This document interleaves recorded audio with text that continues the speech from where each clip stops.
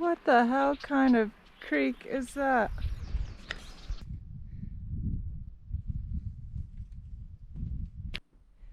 It's good and good climb.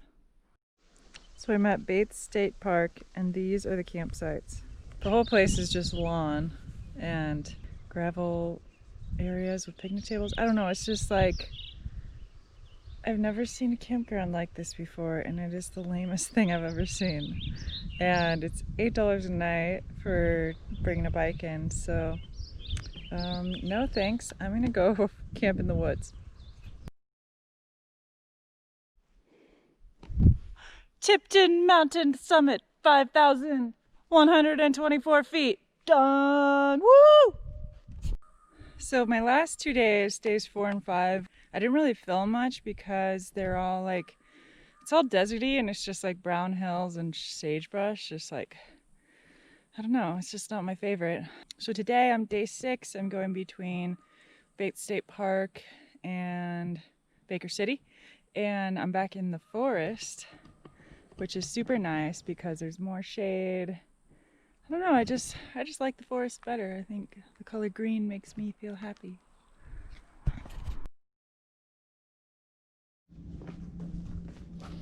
Okay, so I'm in Baker City and yesterday I got here around like 3 p.m., didn't have anywhere to stay. Couldn't find a warm showers hose, couldn't find couch surfing. So I was like about to resort to going to an RV park and paying $20 for a campsite, which I did not want to do. I'm trying to get through this tour without spending money on lodging. So I just like started chatting with the guy at the table next to me at the Barley Browns, the beer place in town. And I was like, where is there to eat around here? Do you know anyone who would let me camp in their yard? He's like, oh, let me look up some friends of mine. So he talks to his friends. He sends me here to this place that is, it's an old schoolhouse that they are remodeling into a music venue, some artist studios, and a bike and ski hostel. And I think it's called the Old School Bike and Ski Hostel, and it is super, super cool. This is the entryway, and they use the cafeteria as a music venue, which is super neat. You can't say it's dark, but oh yeah, there you go, see? So obviously that stuff is not happening this year, so they're kind of just like working on their remodel and roof and stuff like that. But you can still book the hostel through Airbnb, which I'm about to show you. Let me see if I can get the light.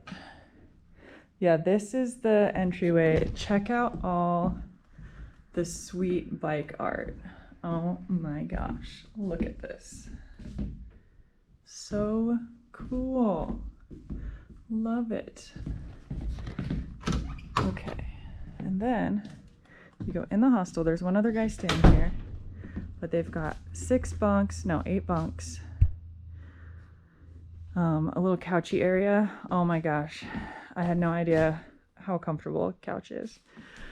And a little table area, a little coffee spot. So I stayed here last night. It was fantastic. Met another cool biker. He gave me some of the adventure cycling maps, which is just incredible. So super helpful. I was being cheap and not buying them, but they're actually a really good resource. So I'll show you the outside on my way out. I'm about to go grocery shopping.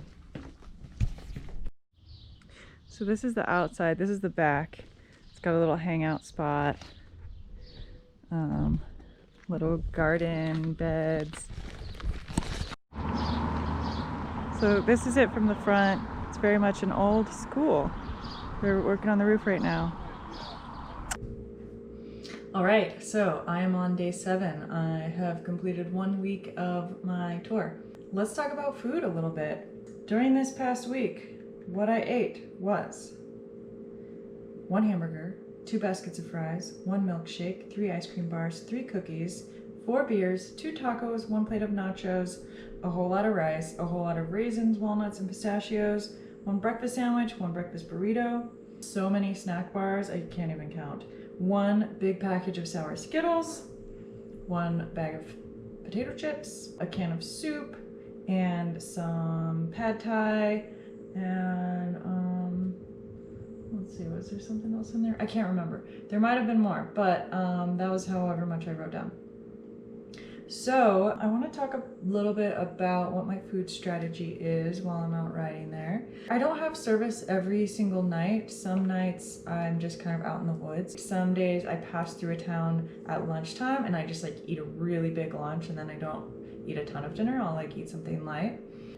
One kind of challenging thing has been that I'm in sort of rural areas, and at the restaurants there's like hamburgers and fries and like maybe pizza and stuff like that. And in the grocery stores, there's not really any very good fresh produce. There's like maybe carrots and maybe some really gross looking tomatoes. I did buy a bag of fresh peas when I was in Dayville, and I bet those were just grown by some local person that they were selling at the grocery store. So today, now that I'm in a town with a decent grocery store, I'm in Baker City, I ate a big, huge fat salad. I got a bunch of mushrooms and squash, and I'm just like kind of like craving that fresh vegetable and veggies and leaves.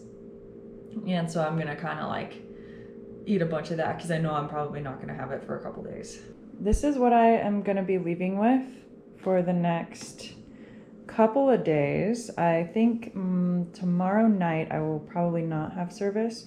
So what I do with my eggs is I boil a dozen of them, and I'm gonna eat 3 tonight and eat 3 in the morning. And then I take a dozen with me for breakfast. This is also my breakfast. This is a cup of rice mixed with sugar and raisins and cinnamon. If I have a big lunch, this is 2 dinners. If I have a small lunch, this is 1 dinner. So it just depends on what my lunch option is. These are snacks, raisins, walnuts, pistachios, dried figs. This is just plum I'll probably eat in the morning. For lunch, I've been having a can of tuna, and I have like little packets of mayonnaise and mustard and relish and stuff like that, and then some crackers to eat with the tuna.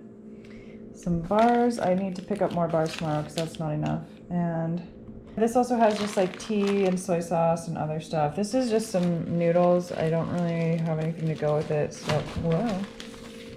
I don't know what I'll do with those. And then this is a little bit more sushi rice. This is sushi rice.